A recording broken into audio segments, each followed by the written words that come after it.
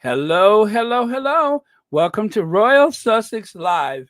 You know, that just never gets old. I love that. So, one more time, shall we? All right, here we go. I know, but here we go anyway. Wait, where did it go? All right.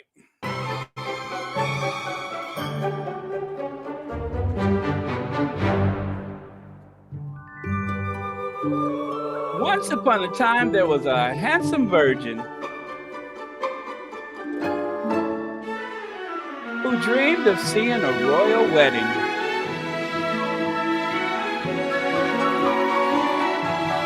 When Harry met Meghan, everything changed. She became a squatty.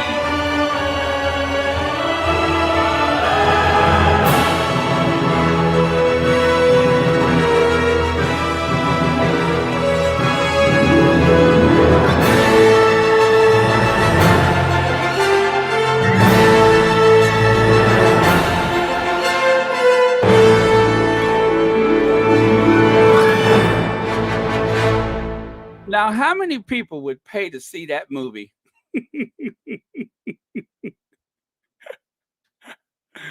Oh man, I tell you, it never gets old. It never gets old. I just love that. Um, I mean, I would listen. You,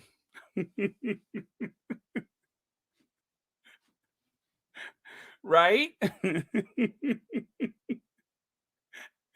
I understand where you're coming from. Believe me, I do. Um,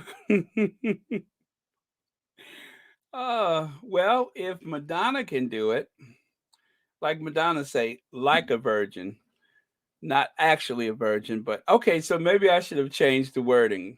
Like a virgin. I made it through the wilderness. Somehow I made it through.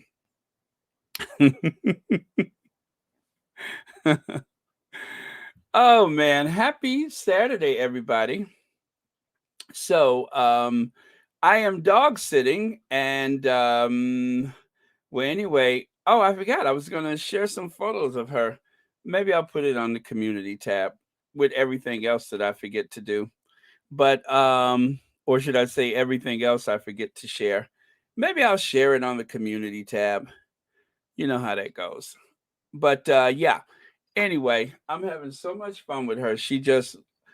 I mean, she's been shaking me down for bacon bits for like not even 24 hours. I mean, she comes through the door, "Where's my bacon bits?" So anyway, her family is away on vacation, so I am going to keep her company for the weekend. But anyway, she just adores me. And I love, love, love her. She is just wonderful. Great company for me. Gets me out there exercising and whatnot. So yeah, I had to walk around the block today with her.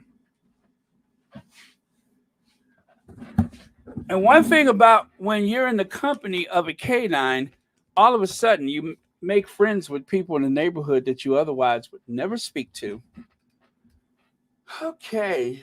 Yes. When you have a canine, when you have a dog, all of a sudden you are hot. All of a sudden you find that some of the hottest people in the neighborhood want to talk to you. It's a great icebreaker. She's like my wingman. Okay. There we go. Oh, it's been here all along. There you go. I was waiting for this to come up. It was there the whole time. Hello, Church Nelly. Hello, Rhonda Bryant. Sister and Cece is here. Annie Bennett, Sherry Ware wants to say hello to everyone. Let me see here. Hi, Terry. Marilyn King. Judy Rigo, hello. Elaine Parker, how are you? Grace Bedell, Berta Sanchez, Leslie Millsap, Noreen Lovelock, Joy Henry, Church Nelly, Jackie, what is that? Menza? Menza? Okay, hello. Lady Bird. Rosa Roberts wants to say hello to a few people. I'm always glad to help out. Joan Commonwealther. Connie Balmer. Hi, Connie Balmer. Brenda Gray. Let me see. Sister wants to say hello to a few people. I'm always glad to help. And who else? Sherry, you got a lot of friends. Okay, I'm gonna help you again. Sherry Ware wants to say hi to some more people. Hello, Joan Garcia. Okay, Mama Bub. Hello, hello, hello, and hello. Maria Jacobs. Noreen Lovelock. I think I said that already. Hello, Cynthia. Hi, baby. My little companion. She wants to say hi, or is she trying to get some more of those bacon strips? Hi. Oh. The funny thing is, she was barking at some people. I gotta whisper when I say this because I don't want nobody to hear me. But she was barking at some people, right? She thought she heard a sound. And so her dad said, "Tell her to shut up. Don't let her bark like that." I said, "I wish I would." I said, "Because my neighbor's dog, that dog is the loudest thing to come out of Harlem since Ella Fitzgerald. I mean, my neighbor's dog is, and she does it all day, nonstop. So I'm just glad that I have a little dog of my own rather here, just to save face, if you know what I mean, just to show that I can be a nuisance to people too. So, but yeah, I mean, I just how does a dog bark nonstop all day? Especially when you're in a little quiet neighborhood, it just echoes. It's like a backdrop. It's like when you go to Paris. If you guys have ever been to Paris, you know what I say is true. As soon as you step off the train, we we are, that I guess annoying police siren, that is like a urban backdrop. You can't go to Paris without that. I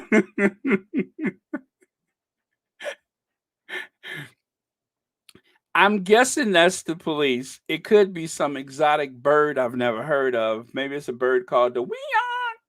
But whatever it is, you cannot go to Paris without hearing those annoying sirens that don't sound like a real siren. It sounds more like Paris. So, um ah, Tracy, she's adorable. She's adorable. I tell you what, let me see if I can find a couple of photos of her so I can share it because I absolutely adore her. And it's just amazing how sweet and loving she is. Um, of course, every time I move, I have to make sure that she's not behind my chair. She's not on the floor next to my bed or something like that.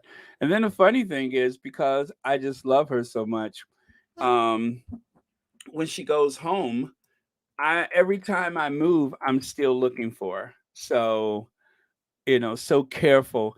Anyway, these are some photos that I took with a um oh gosh, what do you call it? A DSLR camera. So they are very, very good photos, I think. But yeah, anyway, I adore her. She's so, so sweet. And okay. So I'll share just a couple photos with you guys. Oh, here's the one when I got her to wear some glasses, some 3D glasses. Um,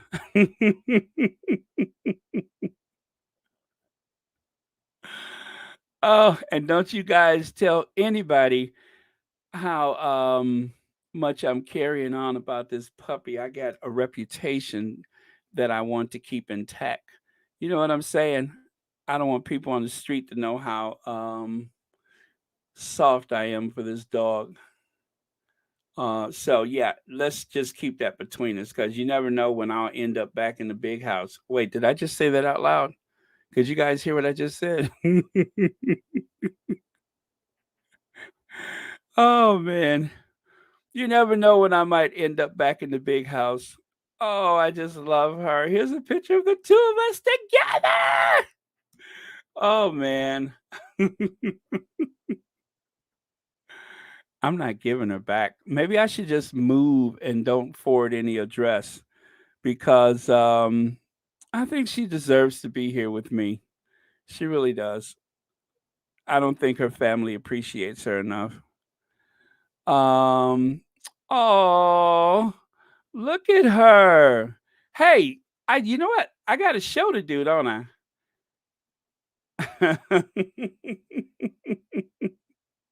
Or you guys just want to listen to me sit here and have a fit over this little doggy. She's so sweet though. She really is. She's just the sweetest thing and she's just crazy about me and I love her and she likes bacon bits. I like bacon. You know what I'm saying? She's just cute. Cute, cute, cute. Okay. All right. I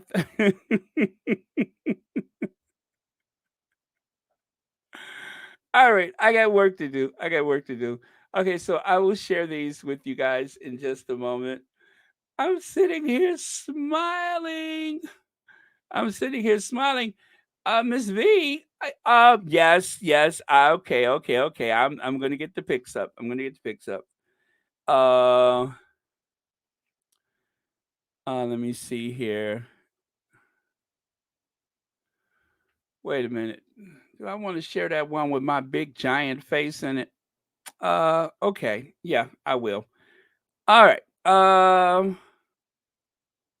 Nope, that's not it. Oh, look at her. She's like Beagle something and something. She's like three different things. She's got a little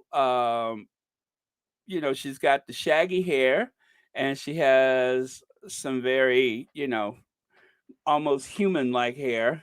And then of course, anyway, I think she's just adorable. And oh really? A Pekingese, okay. I'll leave her when I go to church or work. Don't think I need to have a dog for facilities in our. Oh, yeah. Yeah, they should. They should so you can have your companion at work with you. Yeah, she's so cute. She's adorable. And look, here she's wearing some glasses, right? And then she's looking out the car window. And then she's just sitting there wondering if I got any bacon bits for her. And then we took this photo together. Look at that. How sweet. Gosh, you know what? I don't know where I took that photo. That doesn't look like my place. Anyway, that's like an old pic. But and also you guys, look at those cheekbones. Gosh, look at those cheekbones. I'm very proud of those cheekbones.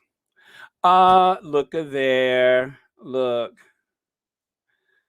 Look at that. She's posing for a photo. Anything, anything for a treat. Oh, look at that. Look at her.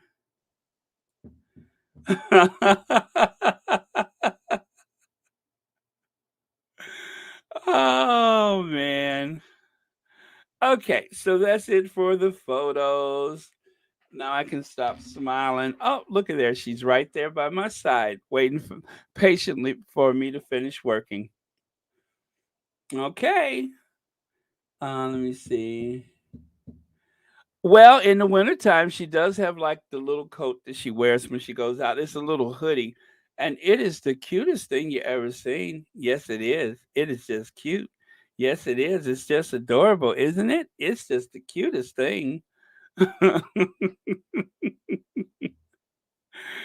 Oh, okay. Okay. So obviously, this is going to be a short video today, so I can go play. I gotta go play. Yes, I do.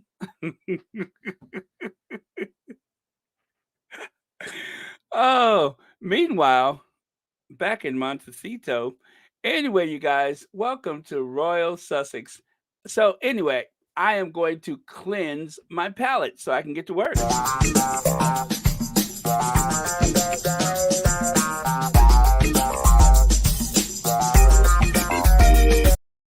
All right. So, um, all right. Welcome, welcome. Hi, Diane Hawkins. Diane, did you see my little canine companion? She's so sweet. All right.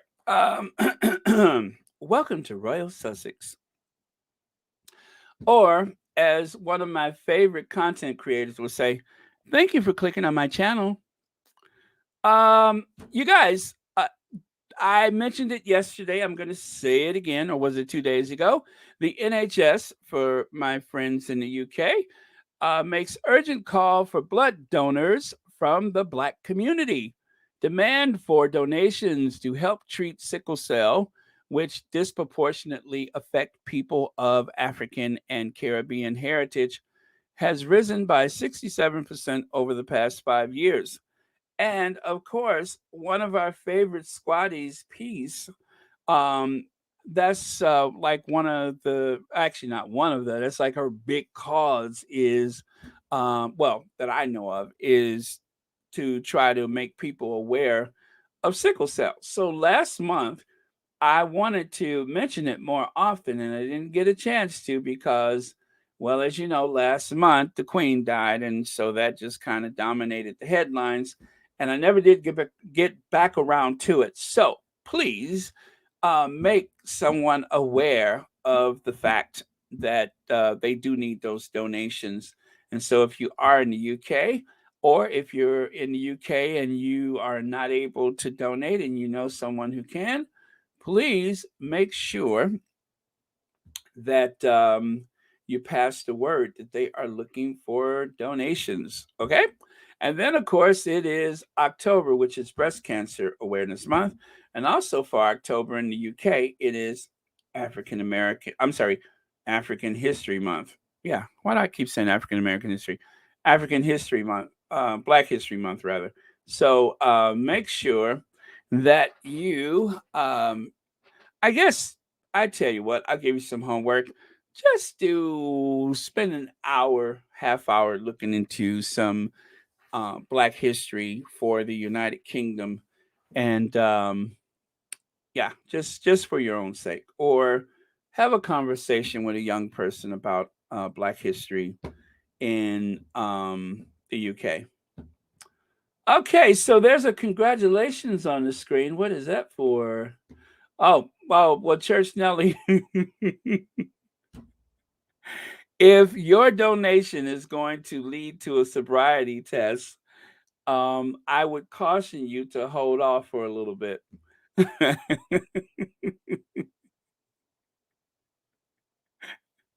If your donation is going to cause the bags that they use to hold the blood, if it's going to cause those bags to like, I don't know, melt or something like that, we'll just have you hold off for just a little bit. That's what it is. You know what? Let me open up another screen because I actually heard Duchess of Success say the same thing. We can't actually see it on the StreamYard. So that's why I usually keep another screen open nearby. And I'm looking at that screen right now. And yes, I do see it. So thank you so much, Kay Costello, for your support to this channel.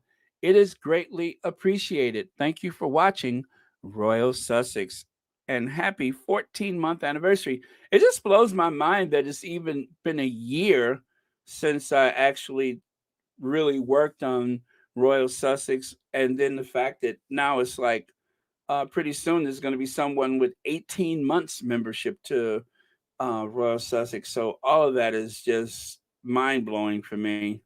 Well, Church Nelly, no judgment or anything like that, but um, could you imagine, like, if they, for some reason, if they spill just a little bit on it, on the floor or on the shoes of the person taking the blood, and it just like eats through it. I don't think we can. And I'm not saying your blood is like in that movie Alien. Remember when the alien was bleeding and it was like eating through all the steel and everything? I'm not saying your blood is like that today. But on the odd chance that it is, we just ought to be careful. That's all. On the odd chance that it is. Okay. Let me see. Oh, what is this? Now, see, it's never a good thing for me to look at the Twitter while I'm working because impeccably polished in a blue frock as she attends a dinner to launch her first ever, what is that? Bremar Literary Festival. You know what? I'm going to talk about that later. So let me stop looking at this and focus on what I'm doing here. Anyway, thank you, Kay Costello. I greatly appreciate it. Oh, okay. While cosplaying to Tom Cruise in Risky Business. Boom, no, no, no, no, no, no, no. Ba-da-da-da-da-da-da. Just put those old records on the shelf. I couldn't listen to it by myself. Today's music ain't got the same soul. Not like that old time rock and roll. Judge Nelly, I'm trying to work here. Leave me alone. I'm trying to work. I got work to do. All right, so we got that covered, right? The NHS is looking for donations. And if you guys are following Peace on social media, you don't know what to do. You know, I don't live in the UK, so actually, I don't have the information here in front of me either. So you guys could always get in contact with Peace and ask her, how can I help? Is there anything I can do? All right. All right, she'd appreciate that because she works so hard on this topic, and and she's like an amazing squatty. So I just think she deserves our support. All right, moving on. Remember, I just said I'm going to talk about that book thing. Well, you guys, I don't know why this bothers me, but what is it? What is it that the royal family is using to coerce the American networks to kiss their, you know, what is it? What is it about them that they're able to draw upon the networks on television here in the United States to garner all this attention that they get from our media about the most nonsensical, um, uh, I guess, boring topics. Who cares about what they're doing? But I'm going to tell you why this is so important the um to the palace, if you will, because it helps to legitimize her place. It helps to legitimize her as a viable queen. And of course, they don't want us to call her queen consort anymore. I really don't care. I don't have to live with her. But they just want people to simply call her the queen. And I think it's a little bit too soon for that. So I think it's okay to throw queen consort in there. I think I would, matter of fact, I'd recommend it. So Jenna Bush, I think it was Jenna Bush that did this piece. She was in Dumfries the night the Queen grew so ill that Charles had to drop everything, or was it the morning when Charles had to drop everything and get over to Balmoral? And so, even at that time, I'm willing to guarantee you, and you know what? God forgive me if I'm wrong about this, but instead of being at his mother's side, knowing how bad she looked days before she died, why are you doing a television interview to try to, um, you know, solidify your place to the American audience. I If my mother looked like the Queen appeared at days before she died, there's no way in the world I would be um consenting to a television interview. That was just insane to me. But you know what? That's his mother. And I may be very wrong and out of place to judge the situation, but that's just the way I see it. That is like your priority is your mother, I would hope. And yet Charles is doing this television interview rather than, being at his mother's side. I just found that very weird. Um, Everybody does things differently. Maybe he didn't appreciate the sense of urgency and just, the fact that I'm what, 3,000, 4,000 miles away. And I was already thinking, as a matter of fact, the lady that, you know, I've had as a guest here a couple of times, um, she was like, it looks like things are getting close or whatever. And I was like, yeah, let's do something before that happened. And then of course we never got a chance to have anything ready before that because it had already happened. So I just find it really strange. But they have a knack for getting into our media and dominating the conversation.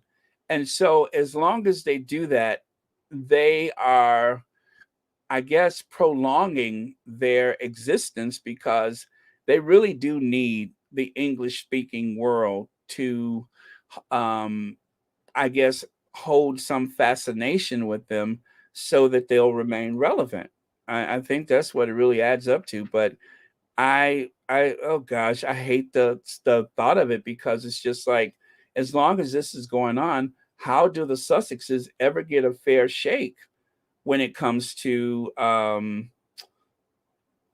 American media? Because you have people that are um very loyal to the royal family that cannot be objective. In the United States, we, even though it doesn't happen as much as it used to, we expect our media to be very objective with any public official, not biased in either direction, but very objective when it comes to interviewing or reporting on our public officials. But that does not exist for the royal family. And so it's bad enough that you have people there that won't ask the right questions as often as they should, if ever. But then you transplant those people not onto Fox News, not onto OAN or something like that, but on our legacy media. On our legacy media, we have people from the United Kingdom who are reporters that just so happens to have these very close relationships with the royal family and the people that travel in those circles, as well as the media here in the United States. That is a huge conflict of interest as far as I'm concerned. And I would not even care about it except for, I'm thinking of the big picture. How does this affect Harry and Meghan? And if you ask me, it has a detrimental effect on the Sussexes because of those close relationships means that their reporting is biased. Like, for instance, Max Foster. Max Foster has said so many glowing things about Harry in the past. I watched one of the interviews and I'm like really getting into, well, it wasn't an interview, but it was coverage of the Prince Harry at the Arlington National Cemetery. And I'm just like, oh, wow, this is a great report. I'm so glad I watched this and everything. And then when I found out the reporter was Max Foster, I started getting that like sour feeling in my gut, thinking about how much his reporting has been so biased against the Sussexes lately that I can't stand the sight of them. I cannot stand the sight of him. I mean, he just makes me sick. Do you hear me? Sick! Oh, I'm sorry, baby. You know what? I'm gonna scare my little canine companion. I'm just kidding you. She's looking at me like, eh. She's a bit used to my antics, which is scary. But yeah, and so it ensures that there will always be that bias reporting against the Sussexes, and that I don't like that. I really don't. You know, it's one thing that if you're doing that over there, but then you bring it here, and I don't even know what was to be gained from this. I know that there's a lot of fluff on morning television, but are things that desperate that they're going to do the Camilla book club? Huh? Really? Are we really doing that? They're going to have a book club on American television, and they bring up Camilla as though that's something that people are intrigued about? And it's all a way to try to make us forget by making her seem like just a typical housewife or something, by making her seem like some middle class woman or soccer mom or even soccer grandma that might have a book club with the other ladies in the community instead of someone who is known as one of the most notorious home wreckers in history. I mean, she's notorious. No bearing. I think there's no bearing. It does not have a detrimental effect on them. For example, when Beyonce gets on stage, do you think Beyonce cares about the background singers and the background dancers? No. Um. Well, I mean, I don't know. I'm not sure. I'm not sure how that compares, but all right. Um, maybe I'm not understanding exactly what you mean by that. Um, well, okay, I guess I do. I guess I do. I guess I get. Yeah, I get your point. I do get your point. Sorry about that. Let me see. And thank you for your comment. That American Voice can reach to NBC, ABC, and CBS corporate offices. Use your voice by emailing, writing, or oh yeah, you know what, Denise Marcus? The last time the Sussex Squad used their voice, somebody lost their lashes. You're right about that. You're right about that. The last time we used our voices, uh, some poor woman lost her lashes. Thanks for the reminder. Yes, yes, you're right about that. The last time the Sussex Squad used their voices, someone lost their lashes. Oh, you're so right about that. Okay, you know what? I stand corrected. All right, you guys. I get what you guys are saying. Thank you so much for making those very valid points. But that is true. We have to use our voices, and we can reach out via email. And if you really want to make an impact, use the snail mail. I mean, I asked the Duchess of Sussex. A handwritten letter goes a long way, especially nowadays when most people don't bother to do it. That is why our Duchess is so well regarded. Everywhere is because of the fact that she still does the handwritten notes. So, yeah, very, very great point. And I stand corrected. I stand corrected. All right. So I am over here as busy as a cat covering up poop because as you know, sometimes when I'm working, I start thinking of stuff, which is why sometimes it takes me so long to get on here, is because while I'm prepping, then I'm like, oh yeah, that, oh yeah, this, oh yeah, that. So, um, and usually it's something shady. So it's always worth waiting for. All right. So let me get over here and take a look at some more of your comments before we. Did I have anything else for that story? Oh, you know what? I do. I do. I'm going to take a look at some of your comments, and then we are going to review some of the ones that other people left about this situation. Okay, Veronica says it's so disgusting how the U.S. mainstream has been kowtowing to a racist British royal family. Nobody's interested in them. It's absurd. Yes, it's a dying industry, the legacy media, and they inundate us with this nonsense about those people. We don't care. We don't care. Hi, Beverly Hardy. Beverly wants to say hi to a few people. Hello, Joan Garcia says, oh, that's for someone else. And I think this comment is for me. Kitchen Door says, Barron saw an announcement about Chuckle's coronation next year, I believe, on the first Saturday of June. Now, if it was today, I would say that may be true, but I know if it came out the other day, the palace pushed back against that and said, don't believe it.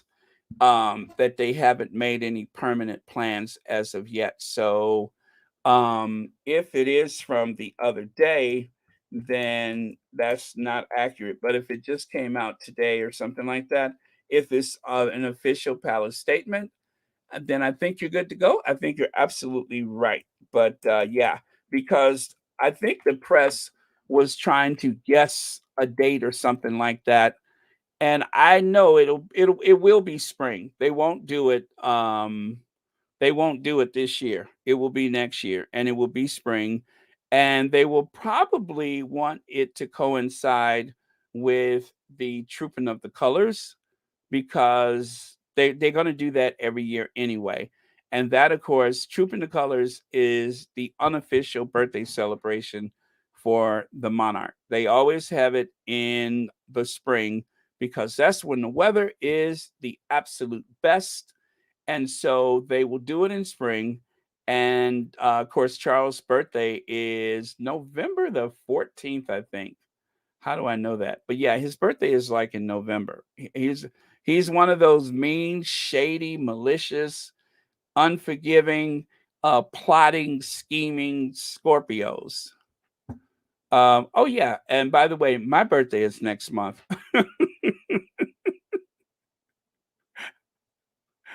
My birthday is next month. So when I tell you mean, plotting, scheming, malicious, unforgiving, but some of the most loyal, loving, supportive people that you'll ever meet, those Scorpios, I'm telling you, if you got a Scorpio for a friend, you're good. If you're in the thick of things, you could always call upon that Scorpio, and they are going to be there for you. I promise. I know this because I just know that's how us Scorpios roll. Okay, so enough of all that. Who shot John? Let me do this.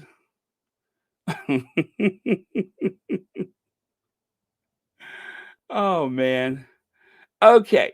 One more comment before. Oh, well, you know what? I did promise you that I would share some of those comments. So let me take a look at one more here. Let me see. These people thought after Oprah interview, Meghan would have Oprah's help in starting book club, especially after reading book to Archie online. So they did it. Copycat Sussex Squad. All right, thank you for that. So take a look at these comments right here. Take a look at these comments right here. She will always be a home wrecker. That's what some of the people put in the comments for the video. And I did watch the video on YouTube for this because I knew it was connected to that visit that they had before the Queen died. So I'm thinking they just released it after the period of mourning was up. They decided to release the video that was made most likely within a day or two before the Queen died. So you have this to consider. Is some of the good grief. That's like my favorite. Camilla, Her Majesty, the Queen Consort. Yeah, no, not for me. Hard pass. And then, of course, when is Camilla's debut book coming out? It's supposed to be the how to the how to for side chick.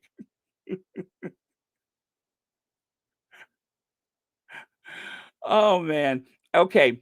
Lots of toast. I just don't get the passion of being taxed so monarchy can collect wealth. And then of course, Queen Mistress, however you phrase it, or I'm sorry, praise her, um, she will always be a house wrecking mistress. Disgusting. And then take a look up there at the top. Take a look at the top. Our queen is so dutiful, compassionate, and loves our king. And someone's whose name I actually covered up because I don't want anybody, going into the thing looking for that person, says bot. That person called it bot. When you see something like that that just doesn't make sense, then you know it is one of those bots that somebody has paid to comment. So, oh, thank you, Anfu. Hello, thank you for being here. Bot, that's a bot. And you guys, when you see a comment like that, our queen is so dutiful, compassionate, and loves our king. You know that's a bot. And then, of course, whoever made the bot decided to kind of create a very aristocratic sounding name. Sharon Knighton. Knighton. Is that Knighton? Yeah. Sharon Knighton, as in Knight of the Round Knightons. Oh, man. I tell you, I mean, if you're gonna do it, at least be a little clever about it. Try to be more covert, covert, covert. Yeah, try to be more covert about it instead of so blatantly obvious when you decide to pull a fast one like that. So take a look at this, though. Take a look at that. And that is a statistic that I grabbed some time ago. The socioeconomic background of journalists. Now, this is from Bassett Mahmood. Bassett Mahmood. As you can see, he has a blue check mark next to his name. When a narrow section of society dominates our media landscape, it is an adverse, I'm sorry, it has an uh, one more time. It has an adverse effect on our democracy as well as our news values. Which stories are told, how they are told, and what's deemed newsworthy and what isn't. I saw the damaging effect this had on my own community. So I believe he's from the UK, right? And so these are people that are reporters from the UK. That's where this demographic comes from. Higher socioeconomic background. 84% of the journalists come from some pretty well off families. 73% of the editors come from some pretty well off families. Only 16%, only 16% of the reporters come from the lower middle class socioeconomic background. And 27% of the editors comes from the lower and middle socioeconomic background.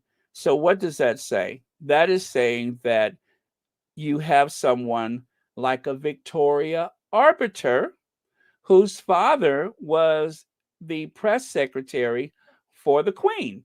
You have someone like a Victoria Arbiter who used to live at Kensington Palace. It means that the Sussexes cannot get a fair shake when it comes to people like that. And they will put them on American television with their very erudite manners and their very posh voices so that they can try to give you a fair and balanced account of what is happening with the royal family. That's impossible. Why would they do that? It's against their own vested interests to do that. They're not going to do it. They haven't so far, and they're not going to. There's very few of them that are objective, very few. And even with those few, not even all the time. Thank you, interested observer. Thank you so much for the super sticker. And thank you so much for watching Royal Sussex. Thank you for clicking on my channel. Thank you for being here as well. I really appreciate it. Happy Saturday to you. So, yeah, it's not in their interest to do that. Why would they if they can just stick to the status quo, and give you little posh pieces like this, where you try to humanize someone who has been so roundly demonized. So, as I said, Victoria Arbiter, one of my favorite people to make this point about, her father worked in the industry. There's no alleged, that's the fact. He was the press secretary for the Queen, and he still makes comments today. As a matter of fact, they were both caught up in that prank where they gave the pretense that they actually saw the Oprah interview before it aired. So for £300, essentially, Victoria Arbiter um, lost her job with, what was it, CNN? Was it NBC? CNN? She lost her job over a £300 prank. A check, she said, she didn't even cash. Alma Andrews, thank you so much for the super sticker, and thank you so much for watching Royal Sussex. Happy Saturday to you. Greatly appreciate it. Of course, Victoria Arbiter got her start when she appeared on the Oprah Winfrey Show. That is how she finally broke into the industry. Now, her start essentially was birth when she was born in that household of the Arbiter family, because somehow she was able to use that name to get as far as she did. But then eventually, she needed to break through. And what better way than the Oprah Winfrey Show? Back in those days, she had dark hair. That was before she turned into Barbie. So again, she was caught in that prank. When she got caught up in that prank, it was so embarrassing. And I believe that what attributed to her losing her position was the very outspoken, the very outspoken Sussex squad, the Sussex squad. And so, as we know, oh, wait, that's so weird. Look at what happened there. You see that? I'm not doing that, by the way. Isn't that weird? How is this happening? Oh, wow. That's so weird. Big Mama says, don't forget, Baron, she lost her lashes too. I was just going to make that point. Thank you so much, Big Mama. Glad you're here today. As you can see, the stress, the humiliation, all of that led to a follically challenged Victoria Arbiter, to the likes of which she just completely lost her lashes. The stress was way too much for her. Her hair went back to its natural color, maybe. She lost her lashes. But some good Samaritan, that just goes to show you that even awful people have good things that happen for them. And so someone was kind enough to, send her some lashes. And anyway, I'm just happy for her because she needed the help. I mean, because without the lashes, it's kind of like, you know what I mean. But now she's back, and she has that bright smile with whatever means she did that. But yeah, she'll be okay. I mean, after all, she's an arbiter. Okay. Let me see what else we got here. Well, you know what, guys? Um, there's always hope. As she said when they drove her away from the television studio, she said, I'm poor, white, I may even be lashless, but dear God, I'm here. I'm here. So it was just like the scene out of Color Purple. As they say, art imitates life. I'm poor,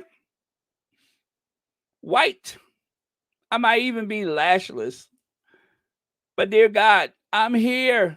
I'm here. So she's going to make it. She's going to be okay. I promise you, she's going to be just fine. After all, she's an arbiter, and an arbiter always makes it. Now, one thing that I noticed is it possible that that is actually, well, I guess the headband is different. Do you remember when Afro Annie and her husband went on that royal tour to say thank you for the Queen's Jubilee? And it looked like somebody smushed his hat. I mean, it looked like that ruined his whole vacation. He didn't smile in the least bit. I mean, you're at a tropical paradise. Um, you got that amazing broad that you're traveling with.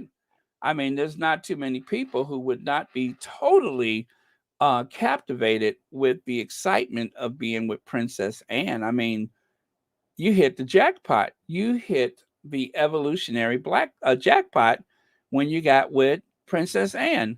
And yet you go all the way down there to the South Pacific and you just frown and look sad the whole time. Yeah, maybe somebody smushed your hat, but I mean, you're the queen's son-in-law. Life can't be that terrible. I mean, look at this. That was the whole trip. He just had this something stank look on his face the entire time he was in the South Pacific. I don't get it. You're in a tropical paradise. Live and let live.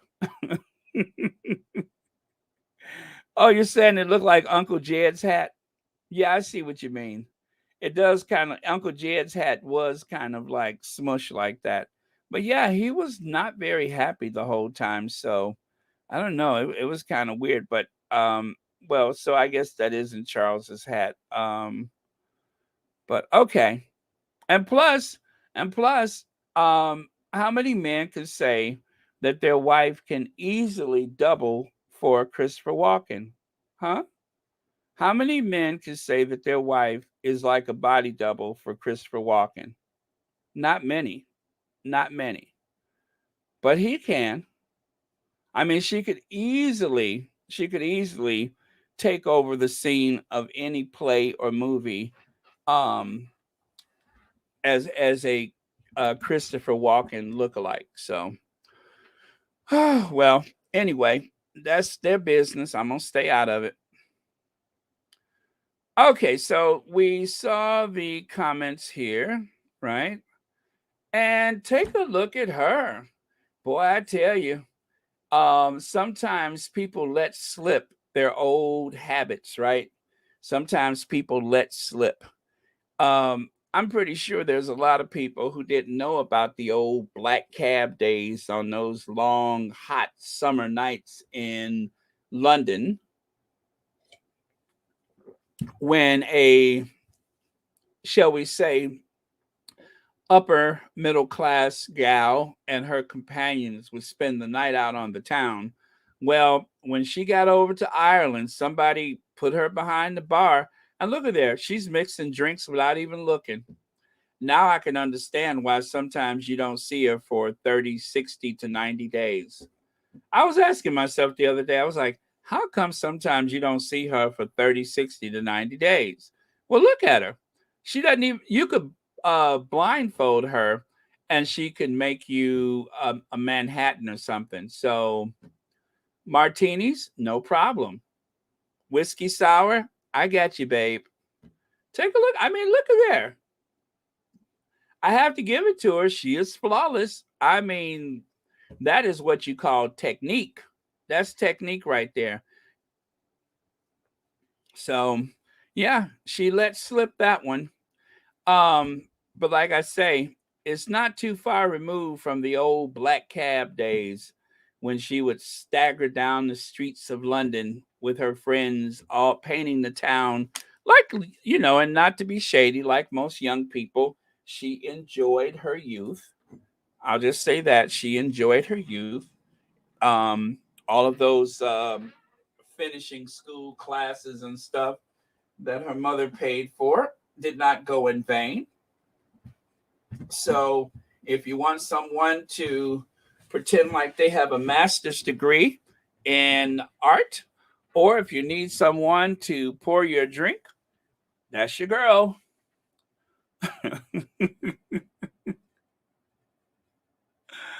Oh man. Now, there was a bit of controversy over this situation right here. Prince of Wales siding with England football. Princess of Wales siding with England rugby. English people with Welsh titles, not ambassadors for Wales, not representatives of Wales. So here's the problem. If you are going to represent Wales, you need to represent Wales. Why make a video saying that you are going to set your alarm clock so you can make sure you catch the game if you are actually rooting for the English teams? I don't know if she knows this because she is an expert.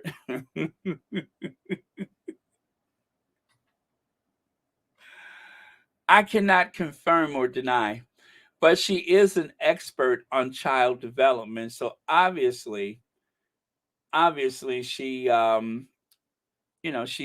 she's very shall we say learned. She's a very learned woman. And so not to take anything from her, obviously all of those years of education and um social climbing can help you establish yourself as the Princess of Wales. The only thing is, it's not enough to remind you that as Princess of Wales, when there's a game, you're supposed to represent the people of Wales. You're not supposed to side with the enemy. Well, I won't say the enemy, but the other team. That's crazy. And so people caught on to that. And it's just a reminder to them, hey, you're not really for us, are you? So, with that, I'm just saying that was a serious faux pas, and people called her out on it. And, it's just another reason why people are going to sign those petitions to get rid of that title. So, listen to this. Hello, everyone. I wanted to take a moment to wish the Red Roses all the very best of luck for the Rugby World Cup in New Zealand. I had so much fun with you all at Twickenham earlier this year, and I cannot wait to see how you get on during the tournament. For many of the team, this will be the first World Cup you've played in. Congratulations on being selected for the squad. I know this will be a particularly proud moment in your career so far, and I hope you enjoy every minute. I was also delighted to hear that some of the winning squad from 2014 are back to help bring the cup home again. Good luck for the weeks ahead. I'll be setting my alarm clock early to cheer you on all the way. Hello, everyone. So, you are going to cheer the English team, and you have just been named the Princess of Wales? How crazy is that? That's so stupid. And then, of course, someone on Twitter took note of the fact that that happened. Well, anyway, I'll show you in a minute. A Welsh council has voted to abolish the Prince of Wales title. So this is adding fuel to the fire. What were you thinking? You don't have to worry about the Sussexes. They are going to totally cave everything in on their own. They are going to crush from their own weight of ineptitude. Um, this is blanketed all over the social media when it comes to Wales. They want to eliminate any further use of the title Prince of Wales. Abolish the monarchy, some of them says, and then also there's a movement to separate Wales from the United Kingdom. Bad timing. Bad timing. Do we need a Prince of Wales? Well, there's a petition out there. There's a petition to leave the United Kingdom. You know, you got people running around yelling Neiman Marcus, which they say means not my prince, but Neiman Marcus. Now, you guys, hi, Val Rich. Thank you for being here. Uh, Harry, I'm sorry, Harry's little Lilibet. New baby Sussex given Queen's family nickname, but did they ask her? Our girl Lilibet Diana, Harry and Meghan baby Joy. But instead of celebrating the birth of their child, they were under siege, right? Amen.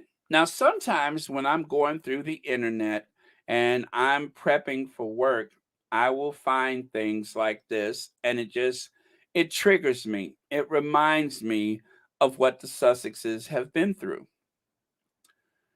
And so I found this story on NBC. I'm like, oh my God, NBC. When I was looking at the thing about the book club, right? I was looking at the thing about the book club with Jenna Bush talking to the Queen consort and King Charles and everything. I'm looking at that and I'm just like, oh my God. As I'm going through their website, I see this old story. Meghan and Harry's baby name, Lilibet, Queen Elizabeth's nickname, is at best tone deaf. Given their daughter the monarch's private name seems like it could be a cynical attempt at reconciliation without actually doing any work. And I said to myself, who writes stuff like this? What is this garbage, this nasty dialogue come from? Who says stuff like this? Who would do that? And do you guys remember? Do you guys remember Tabitha Brown? The way she had that epic takedown with Wendy Williams. Do you guys remember that? Tabitha Brown. She had to kind of say some things to Wendy Williams, and Wendy Williams ain't been right since, has she? I mean, life has been very tough for Wendy Williams. You guys remember that? And so this reminds me of that, and I'm going to tell you why. But no shade here, you guys, no shade.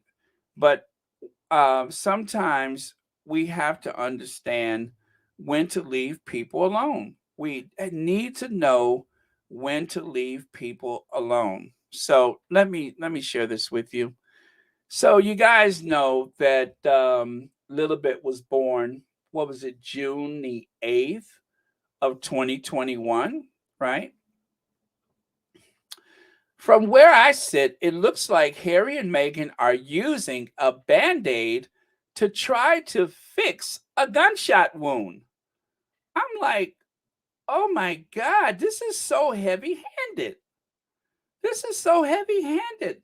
Why would anybody say anything like that about two of the kindest, sweetest people? I mean, everybody you talk to, all they do is say how sweet and gentle and loving the Sussexes are, not just to each other, but to everyone, right? Okay, thank you. It was June the 4th. We heard about it on June the 8th, I think it was. Thank you so much for that.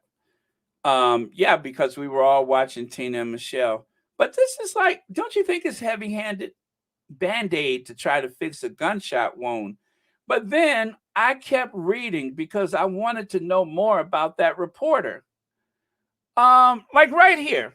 I was born in London and raised in England and Australia, a country that's part of the Commonwealth, former British colony where the Queen is still the official monarch.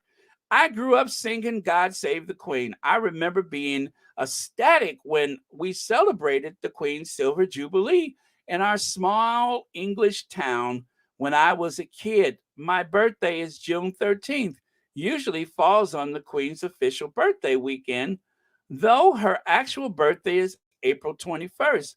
And even though I now live in Los Angeles, so this is a NBC uh, journalist that was born in the UK, lived in Australia and the UK, and now lives in Los Angeles, right? Okay, stay with me, y'all. Stay with me. I'm going somewhere. I host a very British afternoon tea every year at which I proudly honor my shared birthday with Her Majesty. Lilibeth, I'm sorry, because the respect I have for the Queen, I would never even refer to her as Lilibeth. Lilibeth harks back to the Queen Elizabeth's childhood, blah, blah, blah, blah, blah, blah. That was the nickname from her father. Only the people closest to her, blah, blah, blah. Yet her estranged grandson, yet her estranged grandson and granddaughter in law, Prince Harry and Meghan, the Duchess of Sussex, felt the name was fair game when they were deciding what to call their daughter, who was born Friday in sunny Santa Barbara, California. Their official announcement stated she was named after her great grandmother, Her Majesty the Queen, etc., etc. Scroll through the social media feed of friends and strangers alike here in America. You'd think the selection was an excellent to honor Harry's beloved grandmother. So this person seems to have a pretty nasty way that she writes. She's born in the UK. She works for NBC amongst other places. And I'm just like, why is this person writing about the Duchess of Sussex as well as Harry, the Duke of Sussex, right? What's that? Sherry Ware says an NBC journalist living in sunny LA and enjoying all the bennies of having the nerves to throw shade. Right, right, right, right. Now stay with me, you guys, because I'm going somewhere with this. Well, you know what? This is when I started thinking about Tabitha Brown when she said, "What is it about my happiness that triggered you, Wendy Williams?" Former Southern California patch editor seeking living kidney donor. My name is Kelly Hartog. I live in Culver City and former patch editor where I covered the West Side, starting with what is that? Anyway, actually covering Culver City, Santa Monica, et cetera, et cetera. I need a kidney. I'm not even going to say nothing else. However, I have one assignment right now, and that's to take precedence over all my other gigs. You know how you sometimes in the pre pandemic days would ask your neighbors for a cup of sugar or a cup of lemon or a couple of lemons off the tree, or how sometimes in your Buy Nothing Facebook group, you don't just go on there to give away something, but ask for something, usually along the lines of a winter jacket for a toddler or a spare phone charger. Well, I need the equivalent of a human charger. I need a kidney, a real, live, honest to goodness, healthy kidney from someone's body, rather. Could that person be you or someone you know, willing to give a gift of life to donate a kidney and save a life? I'm not even going to say nothing. I'm not even going to say nothing. Glean from that whatever you may. I was like, who is this person? Who is this person? And mind you, when did this all come out? In 2021.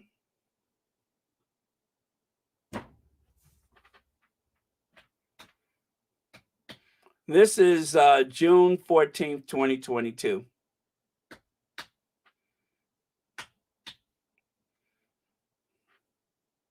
What is it that Tabitha said? What is it about my happiness that triggered you? That's what she said to Wendy Williams. I have nothing to say. I'm just saying. I'm just saying. I kept digging and looking, and that's what I found. And just when you thought things couldn't get worse,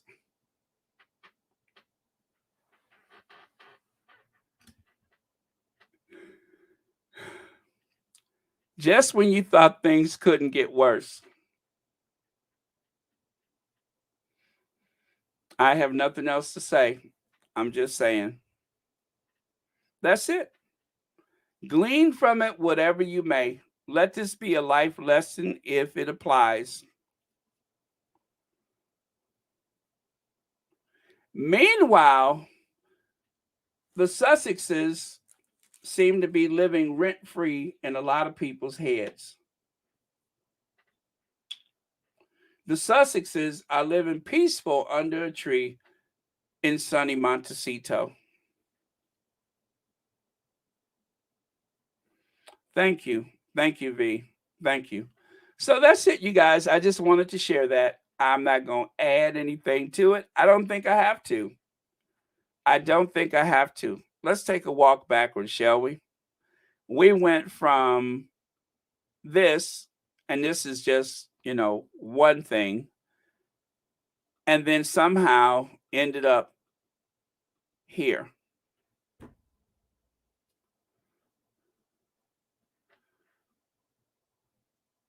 Thank you, Veronica. Right, Joan Garcia. Right, right. I'm not saying that anything makes me feel a certain way, good or bad. I'm just saying that's what happened.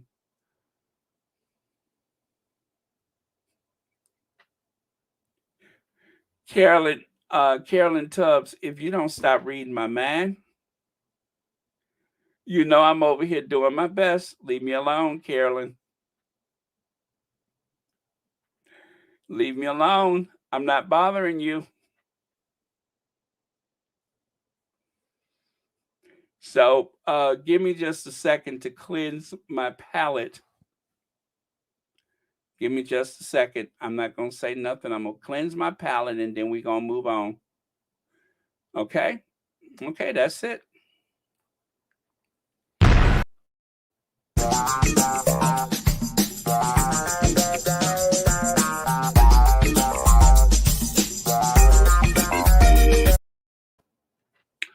Okay.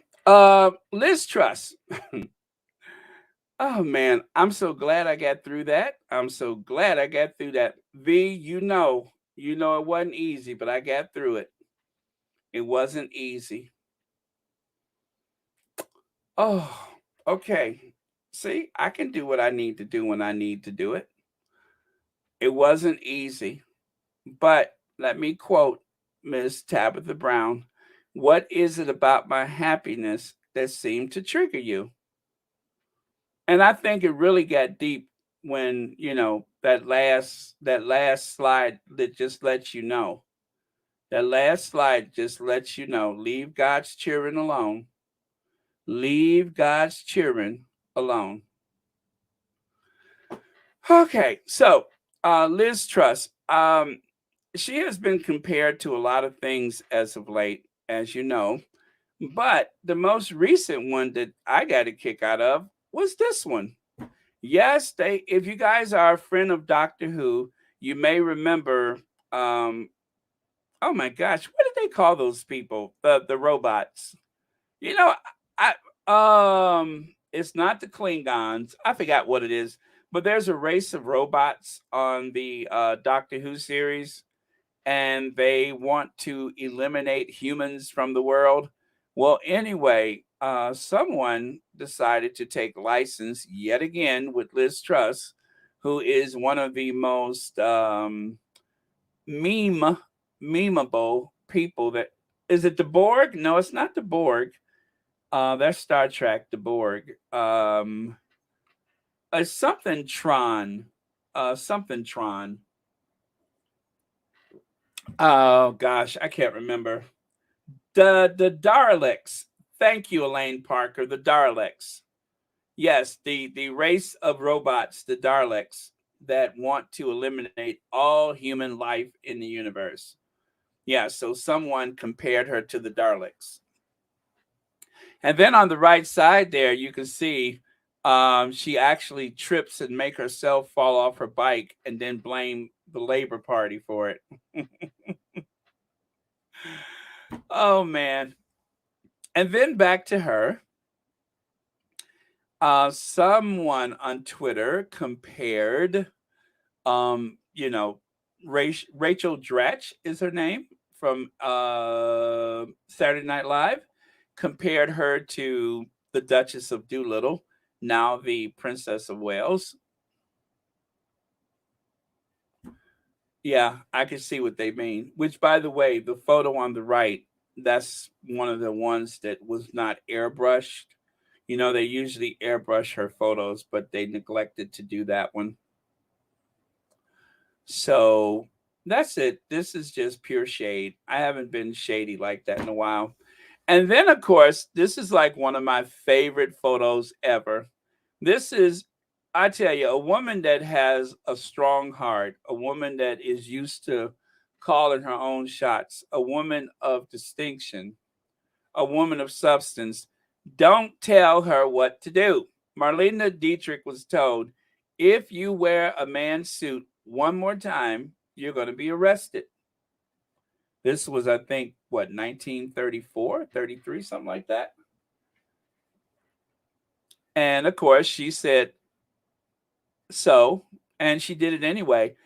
This is like one of my favorite photos ever. This is like one of my favorite photos.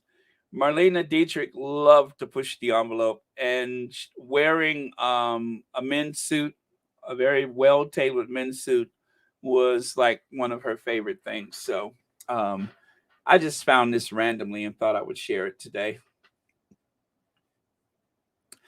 I hope this is true. I hope this is true. Back in Black, Whoopi Goldberg, Bette Midler, Keke Palmer, Sister Act 3. I don't know if it's in the works or if it's been made or what. Now, I'm pretty sure Maggie Smith is not going to be in it, but you know, that's like one of my favorite phrases from the first Sister Act is when she says, "You're a conspicuous woman designed to stick out." Well, conspicuous person. You're a dick. Wait a minute. You're a. Let me try that one more time. You're a conspicuous person designed to stick out. So yeah, I love that. So that's why I wanted to share one of my favorite sayings from Sister Act. You're a conspicuous person designed to stick out, Miss Van Cartier. Let me see here. Do I still have that? Oh man, I don't think I have it. I don't think I have it. Yeah, you know, I used to have that and I would share it all the time, but I don't think I have it anymore. But yeah, I think that would be great if they had another Sister Act come out. I'd see that one. I would see that. And what's so interesting about this is that the original Sister Act. Do you guys know that they wanted Bette Midler to play that role? They wanted Bette Midler to play in the original Sister Act, and she turned it down, and they offered it to Whoopi Goldberg. That's what I heard, was that it was actually a project that was developed with Bette Midler in mind, and she turned it down. And so Whoopi Goldberg, the talent that she is, just took it and made it her own. And that is like one of the roles that she'll always be remembered for is, you know, Dolores Van Cartier in Sister Act. So, um, yeah, go figure. Go figure. Oh man, I don't have that anymore. Oh well.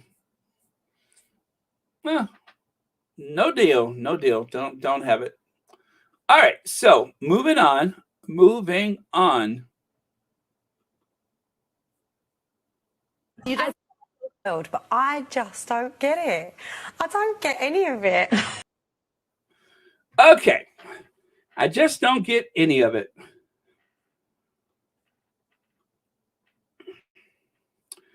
Um, from what I hear, the Daily Mail. Oh, Marshall, you know what? You're so right about that.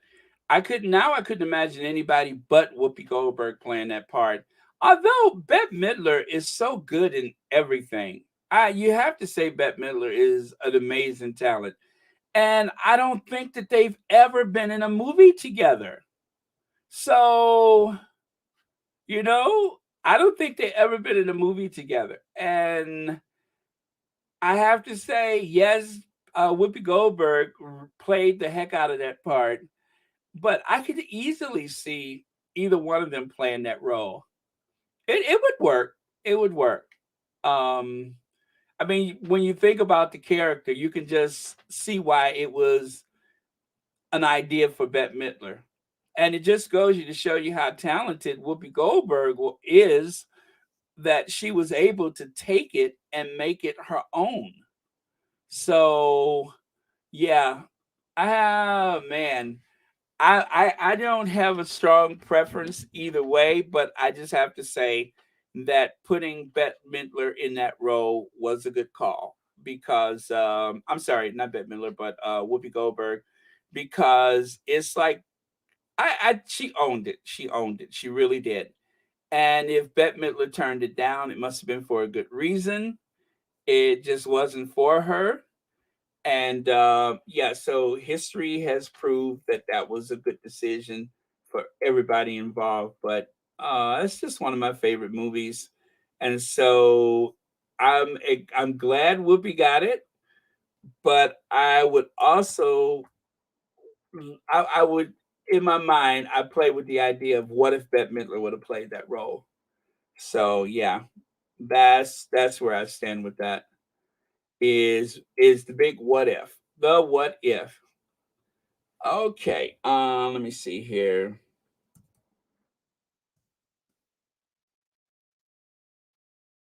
Huh, nope.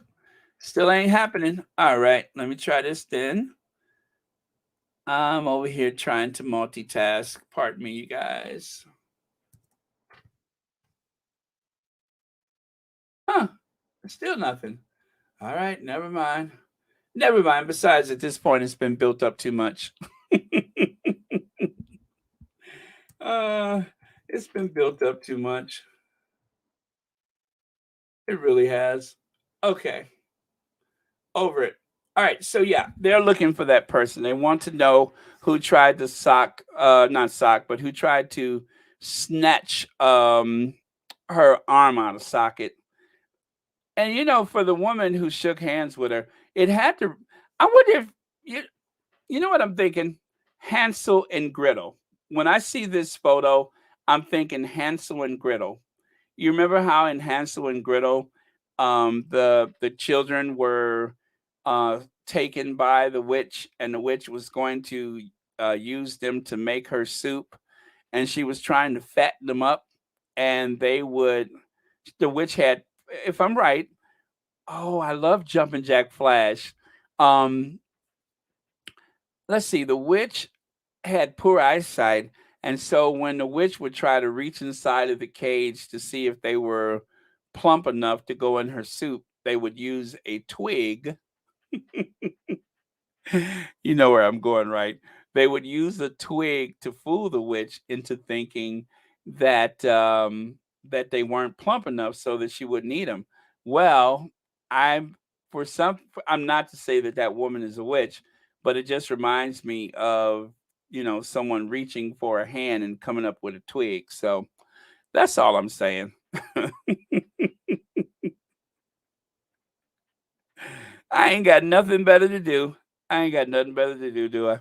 Okay, Baron, when you go on the streets of London and ask them why they hate Meghan and Harry, they don't have any reason. They are just following the crowd to what others are doing.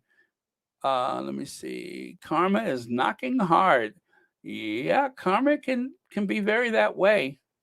That's why I decided not to say anything. I just decided I would move on.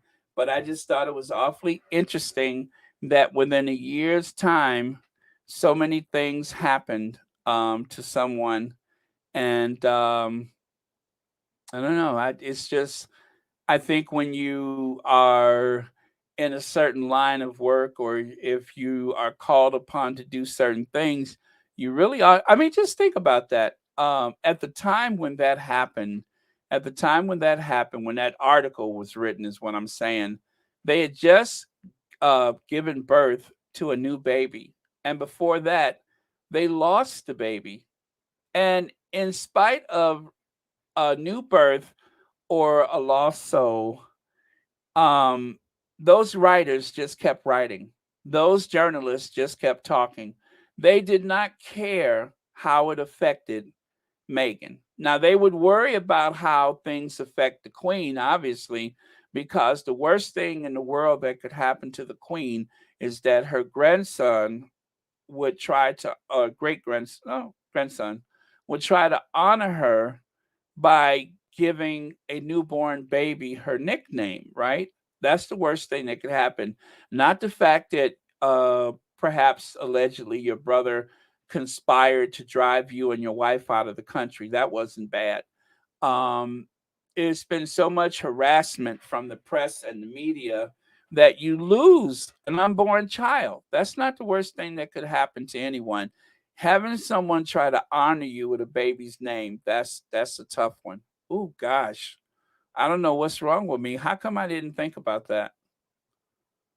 What a wicked person, you know? What a wicked, wicked person to do that for a living. That's it.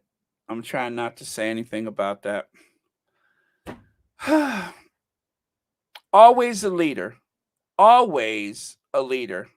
Take a look there on the left, and that is Prince Harry pulling along the pony with his big brother on it. Harry was meant to be king, King Harry. And if there's any evidence, it's right there in that photo. Always a leader. No matter what they say about him, no matter what people think, Harry is the born leader in that family, not that other one. Not the other one. Harry is the leader. So who knows? Thanks to Notre Dame, we may find out. No, I doubt it because Harry doesn't want that job. But I'm just saying, I found that photo the other day and I'm just like, look at Harry, always a leader. Always. Look at the confidence in which he's pulling that horse along with that other person on it. And lastly, you guys, and I'm just about done here, take a look at that. Happy birthday, Mr. President. Have you guys seen this on Twitter or on Instagram? Happy birthday to you. Boom. There's two videos out there. One is Marilyn Monroe singing Happy Birthday side by side with that bridge to Moscow or to Russia being blown up.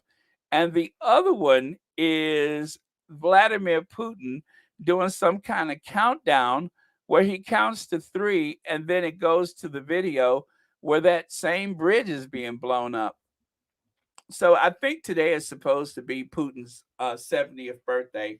And so to celebrate his birthday, they blew up one of the most important traffic arteries connected to Russia from Crimea, I think. Ukraine is flexing its muscle by blowing up that bridge. So I thought that was, yeah, I thought that was necessary to share with you guys. All right, you guys, I do believe Pedo is on, and I was trying my darndest to get done so you guys can get over there. I saw that she was coming up in 30 minutes, and I do believe she should be on now. Yes, she is. So if you guys want to skedaddle and get over there, wait a minute. Why is Church Nelly over there? Carolyn Sowers? Wait, Lydia Washington? How would that? Hey.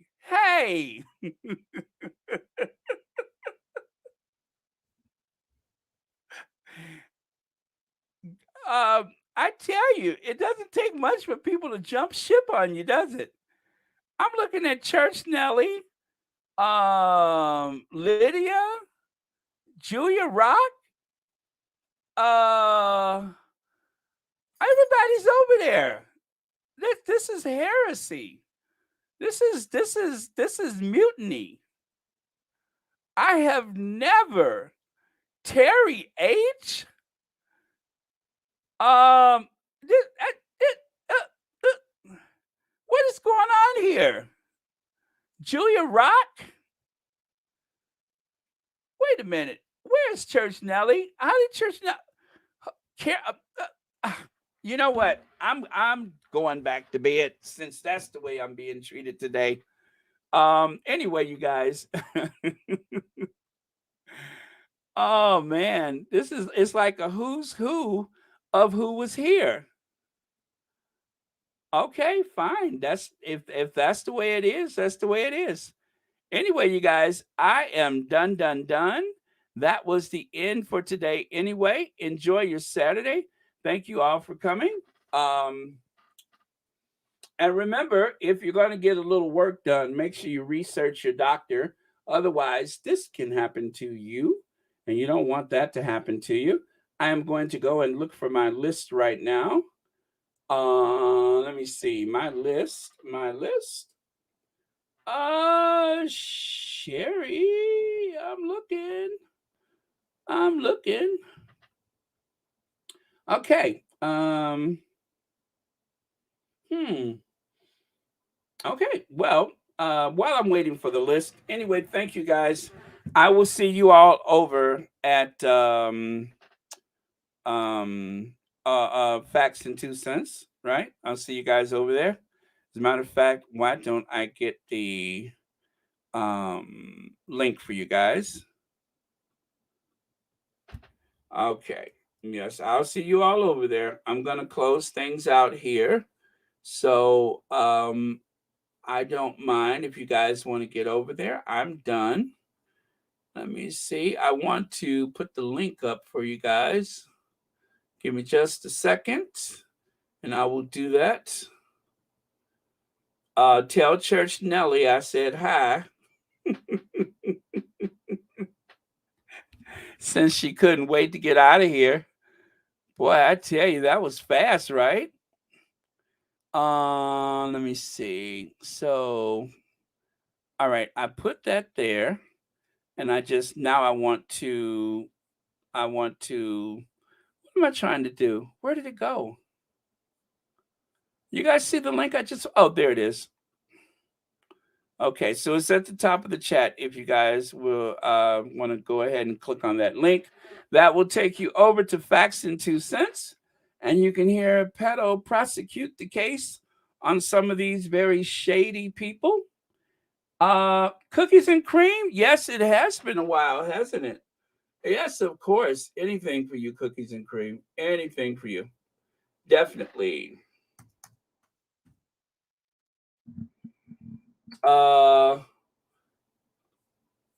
Hey, Chief. Oh, no, wait, not Chief. Hey, Prince.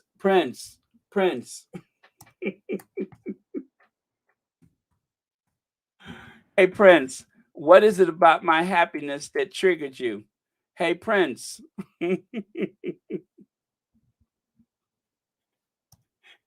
Hey, Prince. What is it about my happiness that triggered you? Oh, no wonder I can't find it. I keep writing Prince instead of Trenchtown. Duh. There it is right there. That's why I couldn't find it. Okay. All right. Get over there, Trenchtown. All right. Where is Trenchtown, man?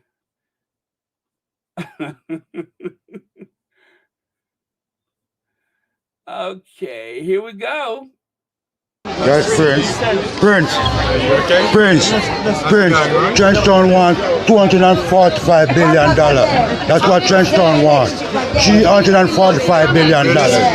Yes, thank you.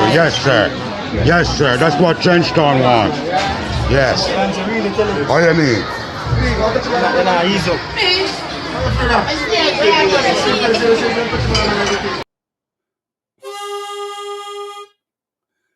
Trenchtown man was singing his song. Yes, Prince. Prince. Prince.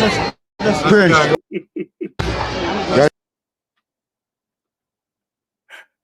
Sang his song all night long. Yes, Prince. Prince. Doo-dah, doo-dah. Oh man. Okay, you guys. I'm going to look for my last words so I can get out of here because I want to hear what Petal got to say too. So I don't want to miss nothing. And of course, thank you to our faves, the two amazing people that just have changed the world because of their children. And that, of course, is our Queen of Hearts, Princess Diana, and our Queen of Everything, Doria. Where would life be without them right now for the Sussexes had they not had those amazing moms? I don't even want to think about it. I don't. And I don't want to think about what happens when you don't do your research, in case you need a procedure done. I don't want to think about that either. Okay.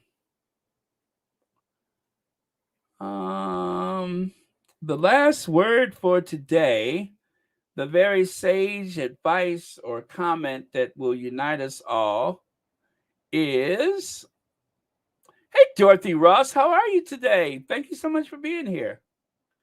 Is my list ready? Let me see. I'm looking for the list. Oh, thank you so much. So thank you for your donations today, International Observer and Alma Andrews, and thank you, Kay Costello, for 14 wonderful quality of Royal Sussex months here on Royal Sussex. Okay, so I think we're done. All right, so let's ginger binge, and I will see you all over at Petals.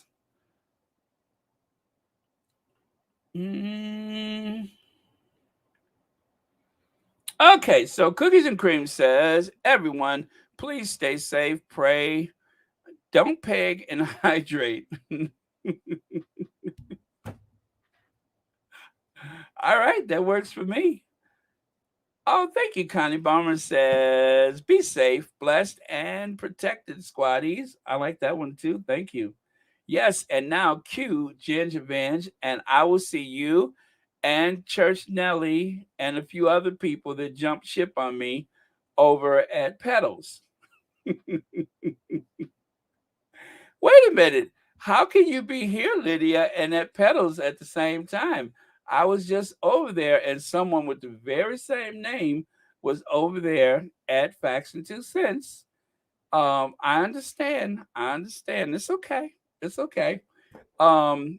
You and Church Nelly and everybody, I was just talking to y'all, and next thing I know, I'm like, well, let me see if Petals on. And there, in the parallel universe, there was another Church Nelly and Lydia Washington at the same time. Can you believe that? Me either. Okay, so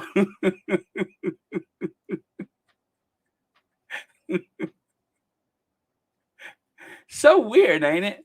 Okay, so Ginger Venge, and I will see y'all over at Petals with the other Church Nelly and Lydia and a few other people that were here at the same time. Okay, see y'all. Oh man. Okay, cue Ginger Avenger.